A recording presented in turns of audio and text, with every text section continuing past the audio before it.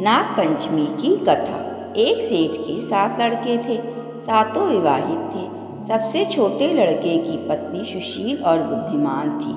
उसका कोई भाई नहीं था। एक दिन बड़ी बहू सभी को साथ लेकर मिट्टी लाने के लिए गई। वे खुरपी से मिट्टी खोदने लगी।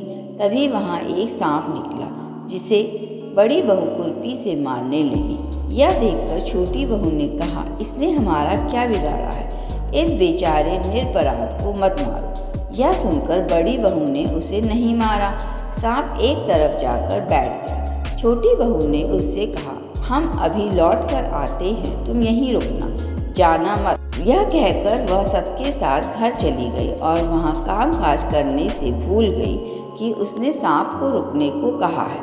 दूसरे दिन याद आने पर वहाँ गई तो सांप वहीं था। वह बोली, मुझे क्षमा करना भैया, उससे भूल हो गई। सांप ने कहा, भैया कहा है तो छोड़ देता हूँ, आज से तू मेरी बहन है, जो इच्छा हो मांग ले। उसने कहा, मेरा कोई भाई नहीं था, मुझे भाई मिल गया।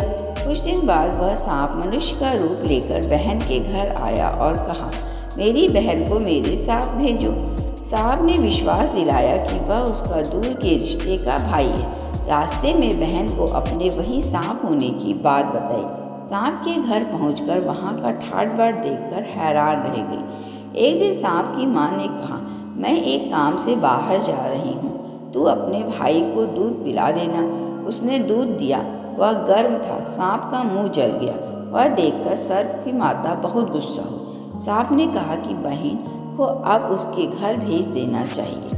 तब सांप और उसके पिता ने उसे बहुत सा सोना, चांदी, जवाहरात, वस्त्र आदि देकर उसके घर पहुंचा दिया। इतना सारा धन देखकर बड़ी बहू ईर्ष्या से बोली, भाई तो बड़ा धनवान है, तुझे अधिक धन लाना चाहिए था।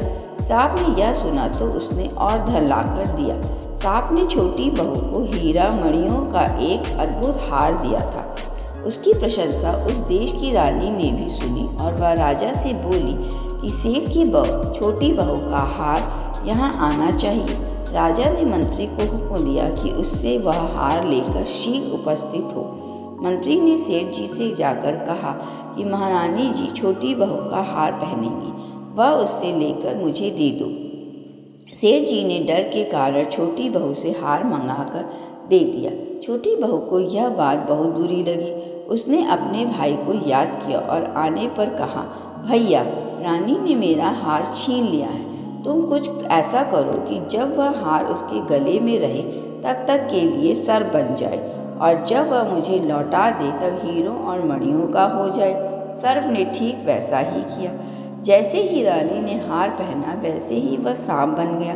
यह देखकर रानी चीख पड़ी और रोने लगी। यह देखकर राजा ने सेठ के पास जा खबर भेजी कि छोटी बहू को तुरंत भेजो। सेठ जी डरते हुए छोटी बहू को साथ लेकर वहां पहुंचे।